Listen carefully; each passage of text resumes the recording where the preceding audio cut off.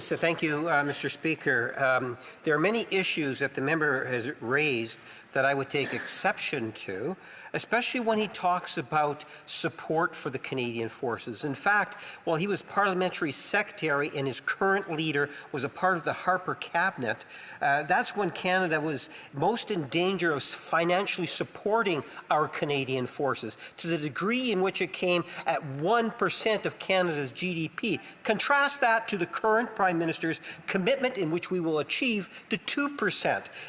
The Conservatives failed in comparison. So having said that, I think it's important when we take a look at the legislation that the jurisdiction over criminal prosecutions and investigations for sexual offences is the essence, the principle of this legislation.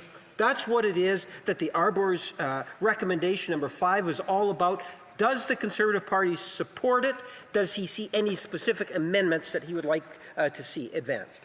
I'm a member for Selkirk Interlake Eastman. Well, Mr. Speaker, the member from Winnipeg North is always up here defending the government, including their own failures, especially in dealing with sexual misconduct within the Canadian Armed Forces. He was up here defending Minister Sagen back when Minister Sagen was still the minister. So, you know, I don't believe him. You know, it was our Conservative government that signed on to the 2% promise in 2015.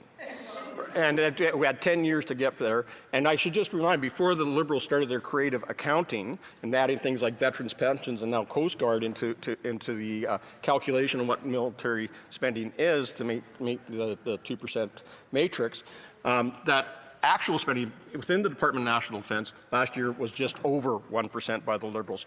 They have cut over $2.7 billion over the last 3 years from operations, and they also allowed over $12 billion to lapse.